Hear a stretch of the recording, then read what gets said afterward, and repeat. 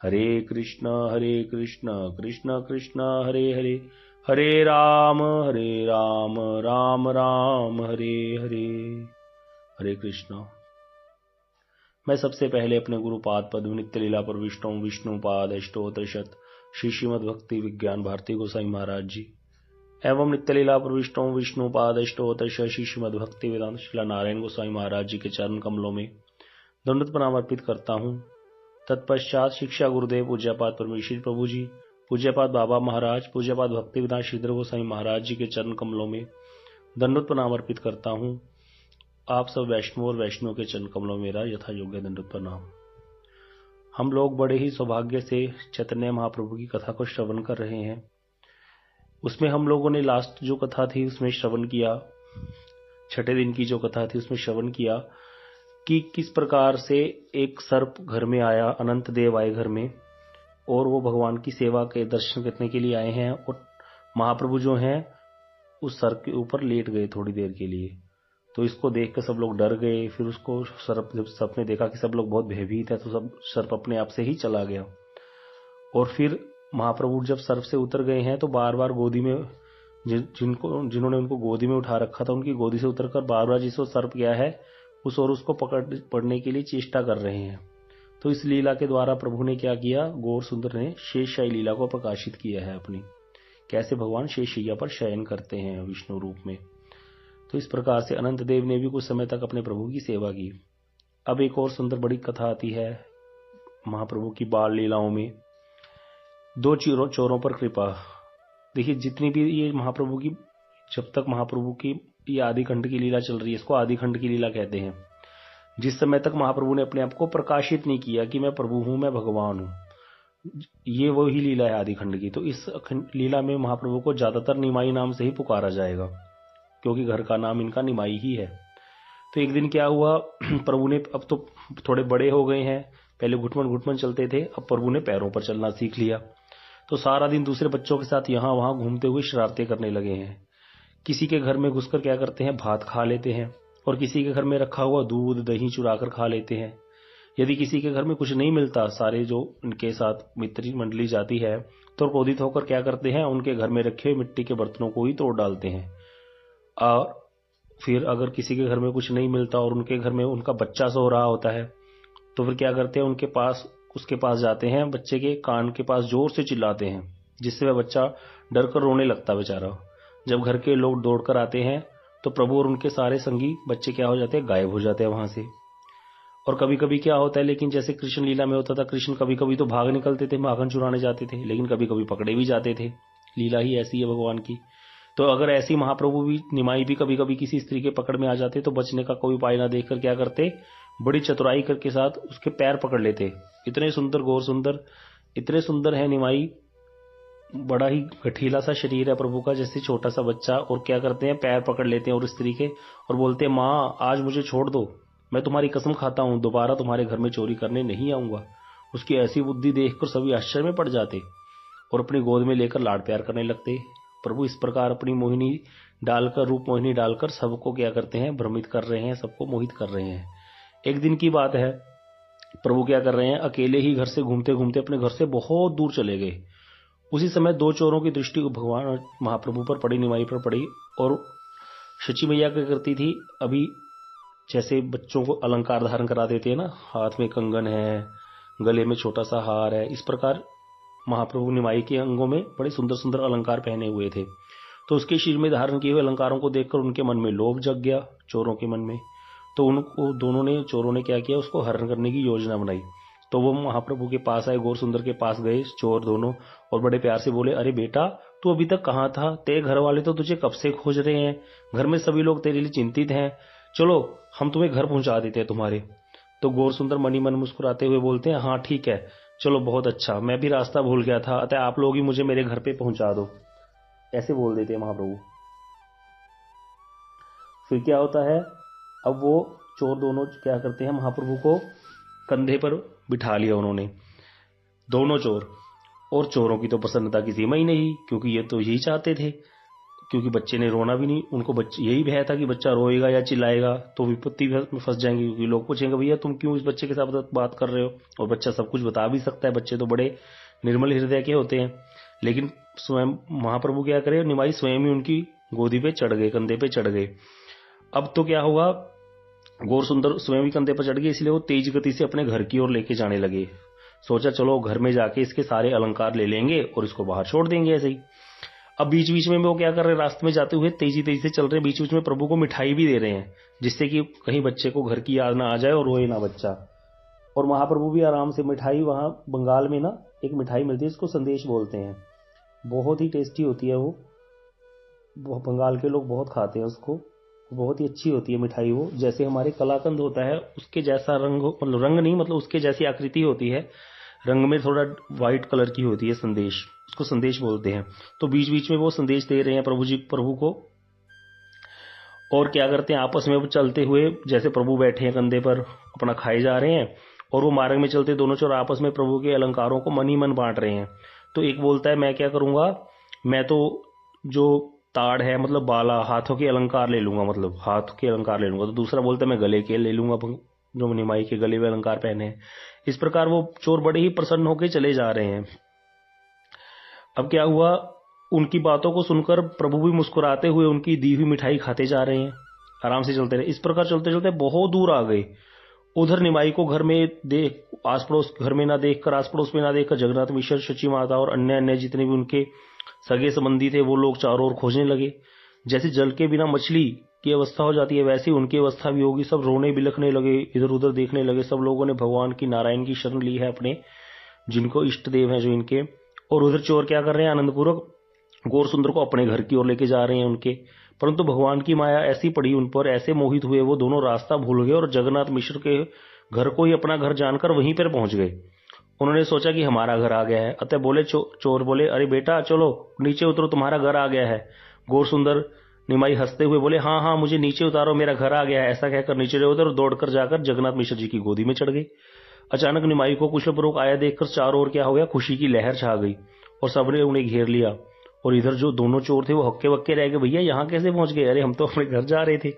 उन्हें कुछ भी सूझ नहीं रहा था कि ये क्या हो गया, हम अपना घर का रास्ता भूलकर यहाँ कैसे आ गए, यह तो इसी का घर है। अब वे भयभीत हो गए कि हमें ना कोई पकड़ ले, हम पकड़े जाएंगे। इसीलिए क्या करने लगे, भागने का अवसर ढूंढने लगे वो, कि हमसे ना लोग पूछने लगे भैया तुम कौन हो जो इनके लेके आए हो, तुमने इनको कहां से उठाया, कहां देखा, कौन हो तुम लोग।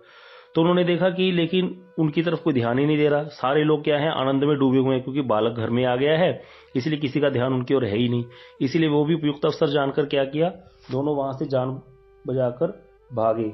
और क्या बोलते जा रहे हैं दोनों रास्ते में जाते होते, कि अवश्य ही आज मतलब हम पर किसी ने जादू कर दिया था, जिसके कारण हम लोग इनके घर पे पहुंच गए इस बच्चे के। कहते ये तो चंडी देवी की कृपा है जो हमारी जान बच गई। इस प्रकार वे महा सौभाग्यवान चोर, जिनके कंधे पर स्वयं भगवान ने आरोहण किया, अपने आप को सुरक्षित देखकर बहुत प्रसन्न हुए। तो इसकी बड़ी सी सुंदर ये कथा है चोर वाली। लेकिन इसमें एक कहीं कहीं आगे वर्णन है कि ये चोर दोनों भक्त हो गए थे भगवान के बहुत बड़े, क्योंकि उन्होंने परम पुरुषोत्तम भगवान को अपने कंधे पर धारण किया है। तो इसीलिए क्या हुआ, इनको भी भक्ति मिली थी। इधर क्या हुआ, फिर इधर कुछ देर बाद सभी ने विचार किया कि जो नमाई को लेकर आया उसको पुरस्कार देना चाहिए भैया। इसलिए सभी लोग इधर उधर पूछने लगे, परंतु कोई भी ऐसे कहने वाला ही नहीं कि मैं लाया हूं, ऐसा कोई बोला ही नहीं।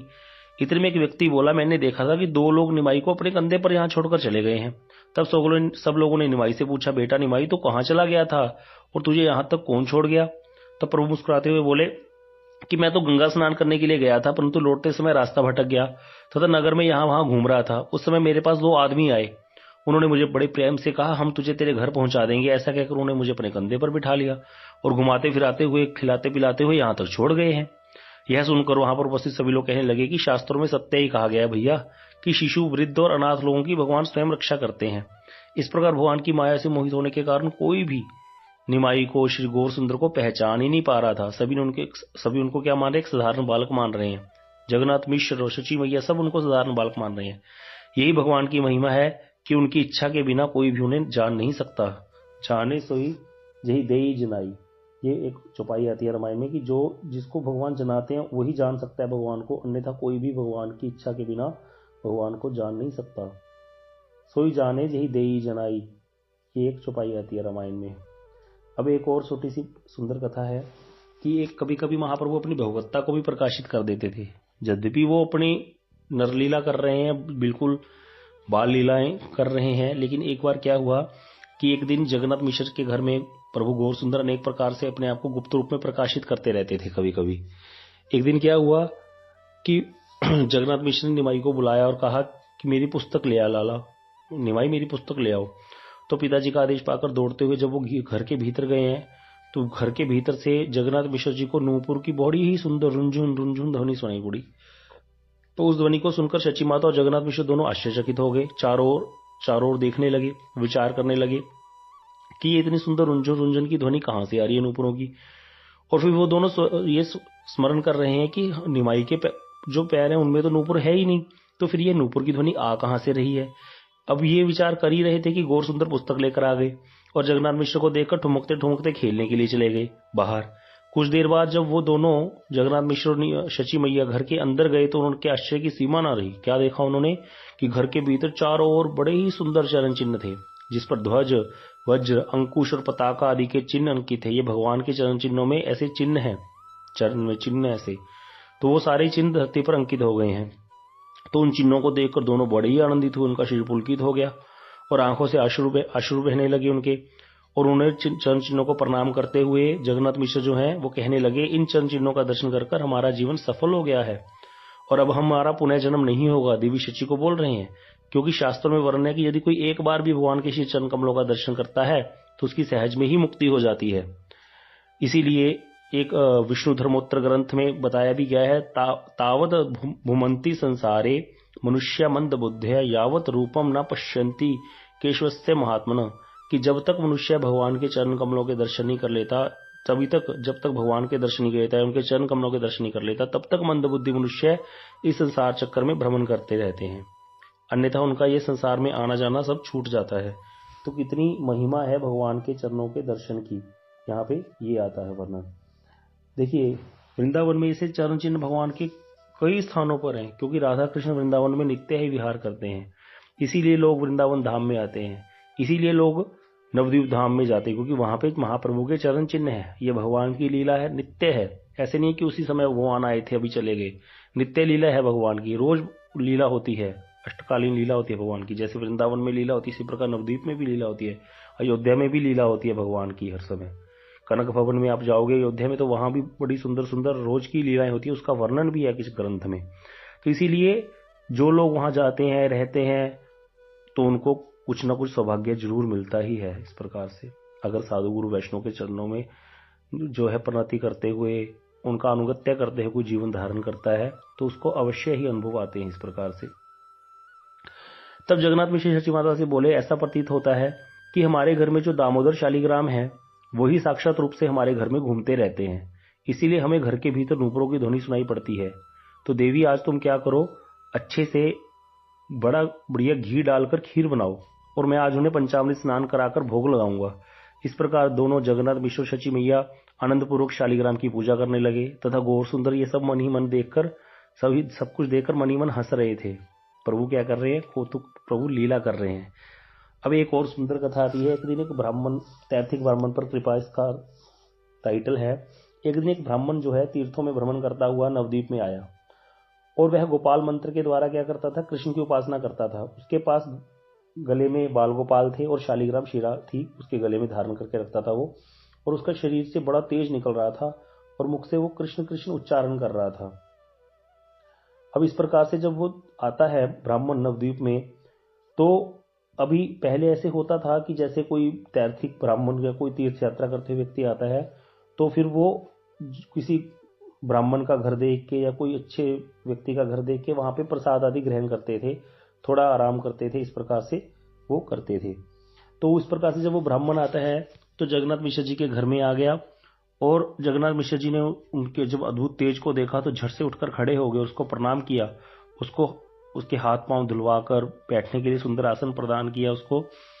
जब वह ब्राह्मण आराम से बैठ गया तब जगन्नाथ मिश्र ने पूछा कि हे ब्राह्मण देवता, आपका निवास स्थान कहाँ है?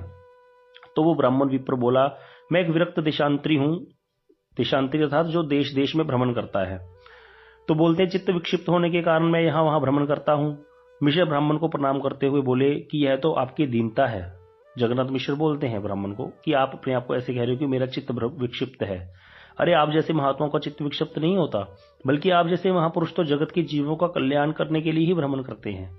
कहते आज विशेष रूप से आज तो मेरा परम सौभाग्य है। जगन्नाथ मिश्र कह रहे हैं कि जो आज आप मेरे घर पर पधारे हैं, अतः मुझे आदेश प्रदान करें कि मैं आपके लिए रसोई की व्यवस्था करूं। तो इस प्रकार से जगन्नाथ मिश्र उसको भोजन प्रसाद के लिए जो है कहते हैं। तो विप्र बोलते हैं मिश्र जी, जैसी आप लोगों की इच्छा हो वैसा ही कीजिए। विप्र की अनुमति प्राप्त होने पर जगन्नाथ मिश्र जो है अन्य घर के लोगों को बड़ी प्रसन्नता हुई। तब शीघ्र ही रसोई घर को साफ कर दिया गया और रसोई का सारा सामान वहां पर रख दिया गया। पहले ऐसे नियम होता था, जैसे अब आजकल तो घर में माता ही बना देती है। पहले जैसे कोई तैर्थिक ब्राह्मण आते थे, वो स्वयं ही अपना रंधन का कार्य करते थे। रंधन अर्थात भोजन को पकाने का कार्य। तो उनको सारी सामग्री ला के दे दी जाती थी, फिर वो भोजन बना देते थे अपना, और फिर भोग लगा के पा लेते थे और सब लोगों को भी दे देते थे प्रसाद वो। तो तैर्थिक विप्र भी ऐसी प्रसन्नतापूर्वक रसोई बनाई उसने, जब उन्होंने सारा सामान लिया। और जब कृष्ण को भोग लगाने के लिए बैठे, तो जैसे उन्होंने गोपाल मंत्र द्वारा भगवान को स्मरण किया है, तो अंतर्यामी शचीनंदन गौरहरि जो है वो विप्र को दर्शन देने की इच्छा उनके हृदय में जागृत हो गई, महाप्रभु के मन में, निमाई में। और निमाई तो बाहर खेल रहे थे, और वो व्यक्ति क्या कर रहे हैं, वो विप्र क्या कर रहे हैं, अंदर बैठ के भोग लगा रहे हैं उन्हीं के घर में ठाकुर जी को। इसीलिए जब वो विप्र अपनी आंखें बंद कर कृष्ण का ध्यान कर रहा था, उसी समय गौर सुंदर उनके सामने आ गए। उसको तो पता नहीं है, उस समय ठाकुर जी के जो महाप्रभु हैं उनके धूल शरीर पर धूल धूल धूल लगी हुई थी, धूल से दूषित हो रहे थे, और हंसते हुए भोग लगा गए। और अन्न में जो ऐसे उन्होंने हंसते हुए भोग लगाया, मतलब भोग लगाया अर्थात अन्न में से क्या किया, एक मुट्ठी अन्न लेकर खा लिया। अब जब आवाज आई तो उसने नेत्र खोले, तो वो देखा, अरे भैया नंग धड़ंग अवस्था में एक बच्चा जो है उसने क्या किया, भगवान का भोग झूठा कर दिया। तो वो तो चिल्लाने लगा, वह हाय हाय, इस शरारती बच्चे ने भगवान का भोग झूठा कर दिया, ऐसे बोला उसने। उसकी चिल्लाहट सुनकर जगन्नाथ मिश्र दौड़े दौड़े आए और देखा कि निमाई ने क्या किया है, भोग की थाली में से अन्न खा रहा है और हंस रहा है। यह देखकर जगन्नाथ मिश्र तो बड़े ही क्रोधित हुए, ये तो बड़े वैष्णव सेवी हैं।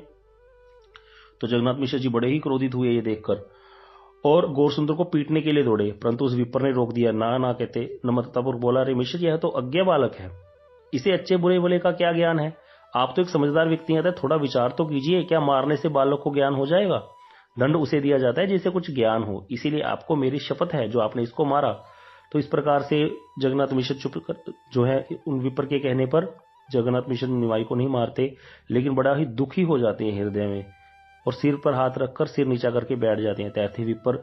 अब उनसे तैर्थी विप्र से क्या कहें, कुछ समझ भी नहीं पा रहे थे।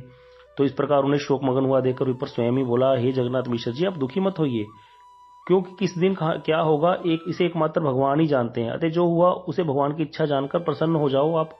और अगर आपके घर में यदि कुछ फल है, कोई मूल है, तो आप ले आइए, आज मैं ठाकुर जी को वही निवेदन करके प्रसाद पालूंगा। जगन्नाथ मिश्र जी दीनतापूर्वक बोलते हैं, विप्र, यदि आपका मेरे और मेरे परिवार के प्रति कृपा दृष्टि है और आप हमें अपना सेवक मानते हैं, तो हम आपको प्रसन्नतापूर्वक, हम सब की प्रसन्नता तो इसमें है कि आप दोबारा, एक बार मैं आपको सामग्री ला कर देता हूं, तो आप दोबारा पुनः रसोई बनाएं, ये हमारी आपसे प्रार्थना है। जब ये ऐसा कहते हैं जगन्नाथ मिश्र विप्र को, तो विप्र क्या करते हैं, कहते हैं ठीक है, मतलब पहले तो वो मानते नहीं, लेकिन फिर बाद में क्या होते हैं कि यदि आपकी इसमें प्रसन्नता है तो कोई बात नहीं, आप ले आइए, मैं अवश्य ही दोबारा रसोई बना लेता हूँ। यह सुनकर सभी लोगों को बड़ा प्रसन्नता होती है और जल्दी जल्दी सारी रसोई की तैयारी कर देते हैं, और ब्राह्मण ने दोबारा रसोई बनानी शुरू कर दी। अब सभी लोग कहने लगे, अरे भैया, ये निमाई बड़ा चंचल हो गया है, कहीं दोबारा भगवान का भोग नष्ट ना कर दे। तो जब तक ये विप्र भगवान को भोग लगा के प्रसाद नहीं पा लेता, तब तक इसके घर से दूर कहीं किसी और घर में रख देना चाहिए।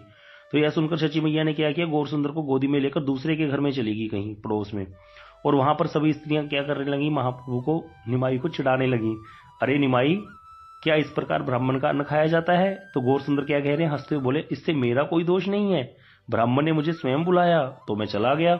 यह सुनकर कोई स्त्री बोली, अरे निमाई, चोर, ना जाने वह ब्राह्मण किस कुल का है और कहां का है, परंतु तूने आज उसके हाथ का पकाया हुआ अन्न खा लिया है, इसलिए तेरी जाति नष्ट हो गई है, अब तू क्या करेगा? तो प्रभु के हंसते हुए कहने लगे, आप लोग कैसी बातें कर रहे हो, मैं तो गोप जाति का ग्वाला हूं तथा सदा सर्वदा ब्राह्मणों के हाथ का ही खाता हूं, अतः कुछ विचार तो करें, क्या ब्राह्मण के हाथ का खाने से कहीं ग्वाले की जाति नष्ट होती है? अब क्या कर रहे हैं महाप्रभु, छल से अपना परिचय दे रहे हैं, ग्वाला हूं मैं। ग्वाला कौन है? कृष्ण तो ग्वाले हैं, अपने नंदनंदन कृष्ण जो है वो ग्वाले ही तो हैं, और वही स्वयं कृष्ण ही महाप्रभु बन के आए हैं। इस प्रकार गौर सुंदर छलपूर्वक अपना परिचय दे रहे हैं, लेकिन भगवान की माया से मोहित होने के कारण कोई भी उनकी बातों को समझ नहीं पा रहा। उनकी ऐसी बातों को, अनोखी बातों को सुनकर सब हंसने लग गई। देखो कैसी कैसी बातें करता है, चंचल हो गया है। उधर ब्राह्मण ने जब रसोई बनाई और गोपाल जी को निवेदन करने के लिए बैठा, तो उसने दोबारा फिर क्या किया, वही ठाकुर जी के सामने भोग रखा और गोपाल मंत्र द्वारा गोपाल ठाकुर जी का ध्यान कर रहा था। इधर अंतर्यामी गौर सुंदर सब जान गए, अतः सभी लोगों को मोहित कर हंसते हंसते फिर क्या हुआ, विप्र के निकट पहुंच गए। उसी तरह से भोग के पात्र में से एक मुट्ठी अन्न लेकर खा लिया। आहार सुनकर ब्राह्मण ने आंखें खोली तो पुनः देखा बालक भोग को झूठा कर चिल्लाने लगा, हाय हाय, इस चंचल बालक ने फिर से भोग को नष्ट कर दिया। उसकी हाय हाय सुनकर जगदम्ब मिश्र फिर वहां पहुंचे, देखा वैसे ही गौर सुंदर वहां खड़े हैं। तो अब मिश्र क्रोधित होते हुए चिल्लाने लगे, अरे दुष्ट बालक, तेरी दुष्टता बहुत बढ़ गई है, अतः आज तुझे पीट कर तेरी बुद्धि को ठीक करता हूं। इस प्रकार से जगन्नाथ मिश्र निमाई को मारने के लिए जो है उद्यत हो गए हैं कि आज इसको देना ही पड़ेगा, नहीं तो ये बहुत ही ज्यादा उदंड हो जाएगा। तब इस प्रकार से जब महाप्रभु को मारने के लिए, ऐसा कहते हुए जब वो महाप्रभु को मारने के लिए दौड़े हैं, तो गौर सुंदर पीछे से दौड़े। तो उस समय विप्र जो अन्य लोग थे उन्होंने जगन्नाथ मिश्र को रोक लिया, लेकिन मिश्र का क्रोध शांति नहीं हो रहा। वे बोले, तुम लोग मुझे छोड़ दो, आज मैं इसे अच्छी तरह से सबक सिखाकर ही रहूंगा। उन्हें बहुत ज्यादा क्रोधित देखकर सभी लोग कहने लगे, हे मिश्र, ये आप क्या करने जा रहे हैं? आप तो परम दयालु हैं, यदि आप ऐसे निर्बोध बच्चे को पीटेंगे तो आपकी दयालुता एवं समझदारी कहाँ रह गई?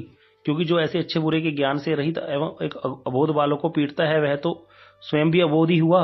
वह तो बच्चा है, चंचलता उसका स्वभाव है बच्चे का। तो उसकी ऐसी बातें सुनकर भी जब मिश्र का क्रोध शांत नहीं हुआ, तो जल्दी से क्या हुआ, उस विप्र ने वहां पर जगन्नाथ मिश्र का हाथ पकड़ लिया और अत्यंत नम्र और मधुर वचन से बोला, हे जगन्नाथ मिश्र, इस बालक का कोई दोष नहीं है, आप व्यर्थ इस पर क्रोध कर रहे हैं। वास्तव में आज मेरे भाग्य में भगवान ने अन्न ही नहीं लिखा है। इसका प्रमाण यह है कि मैंने 2 बार रसोई बनाई, परंतु इस बच्चे ने दोनों बार उसे जूठा कर दिया।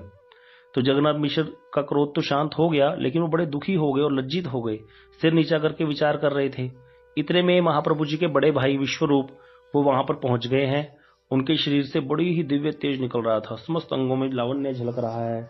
जब जैसे ही वो घर के अंदर घुसे हैं, तो एक टक जो वो विप्र थे उनको देख के क्या हो गए, मोहित हो गए और एक टक उनकी तरफ देखते रह गए, जो विश्वरूप की तरफ। अब क्या हुआ, कुछ ही क्षण इस प्रकार निहारने के बाद विप्र ने पूछा, यह किसका पुत्र है? तो लोगों ने कहा, यह जगन्नाथ मिश्र का बड़ा पुत्र है।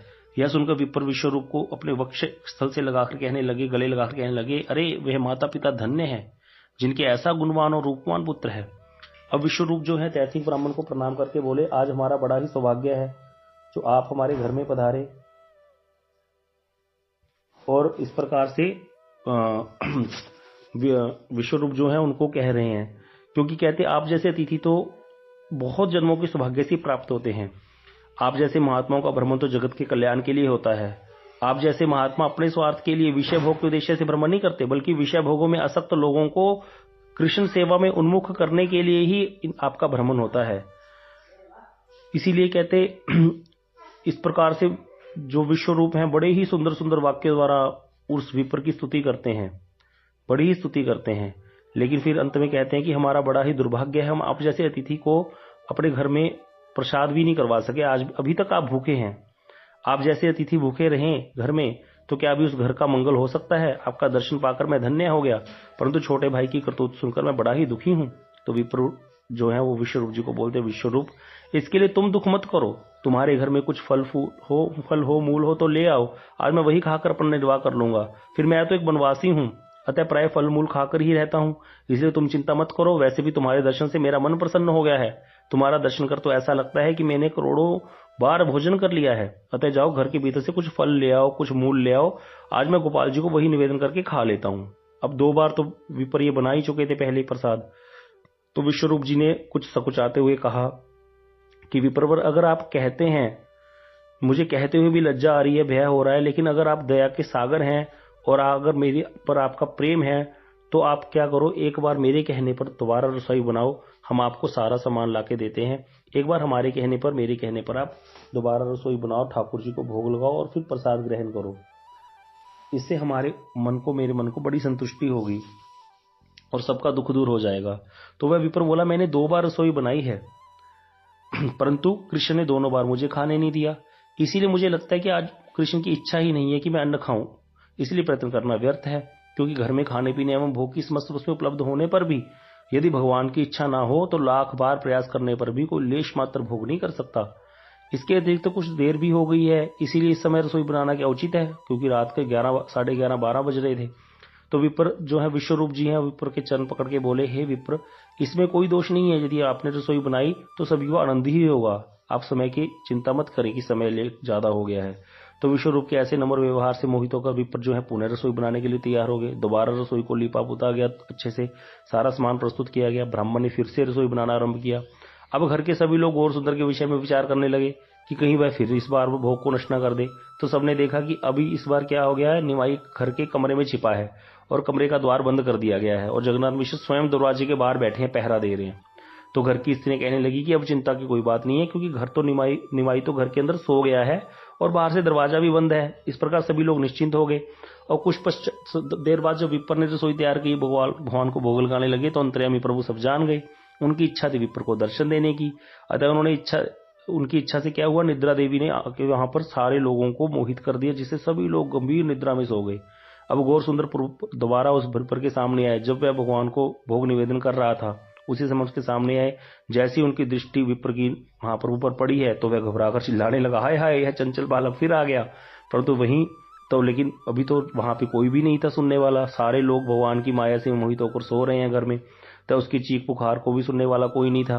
तो उसे इस प्रकार चिल्लाते हुए देखकर प्रभु गौर सुंदर बोले, अरे विप्र, तू बड़ा भोला भाला है।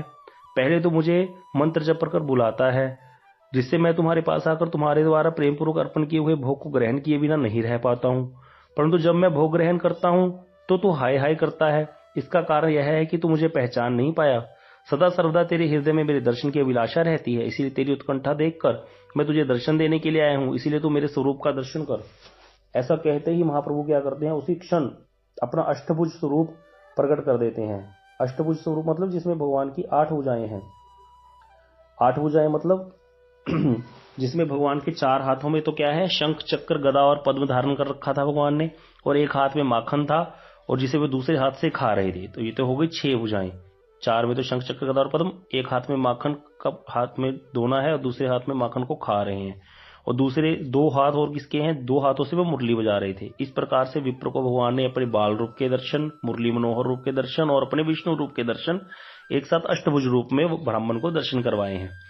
तो उनके वक्षस्थल पर कौस्तुभ मणि झिलमिला रही थी। समस्त अंगों में अलंकार जैसे भगवान का स्वरूप है। सिर पर मोर पंख है, गले में वैजंती माला है, कानों में मकराकृत कुंडल है, चरणों में रतन जड़ित नूपुर है।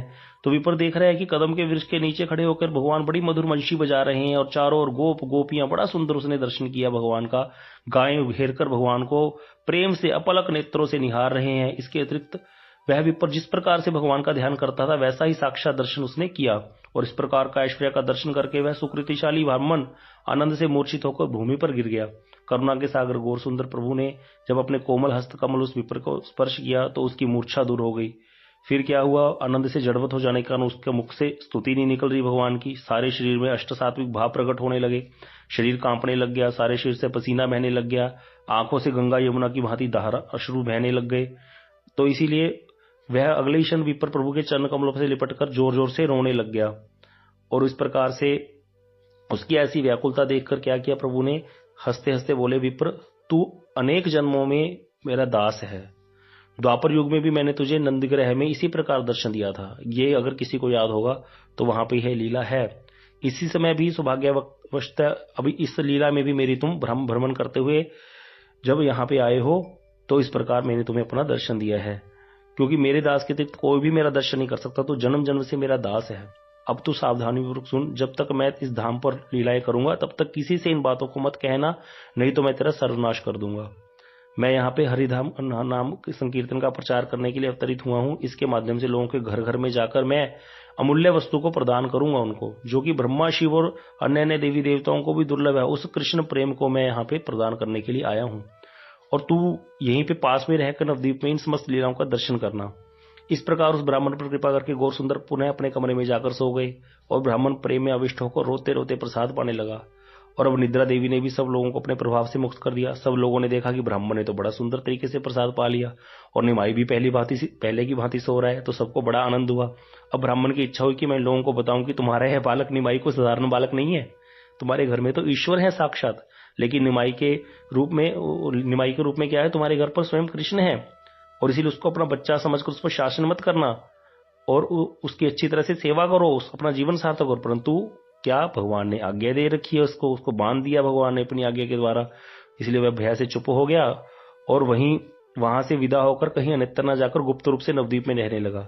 कभी कभी वो प्रभु के दर्शन करने के लिए मधुकरी के बहाने या किसी और बहाने आ जाता और भगवान की लीलाओं का आनंदपूर्वक दर्शन करता था। इस प्रकार यह बड़ी ही सुंदर महाप्रभु की ब्राह्मण के पर कृपा, दो चोरों पर कृपा और जगन्नाथ मिश्र जी के घर में जो उनको बड़े सुंदर सुंदर भगवान के चरण चिन्ह दिखाई देते थे, 3 सुंदर बाल लीलाओं का आज हमने श्रवण किया। आज के लिए इतना ही, फिर अगली कथा हम आगे करेंगे। गौर प्रेमानंदे, हरि हरि बोल।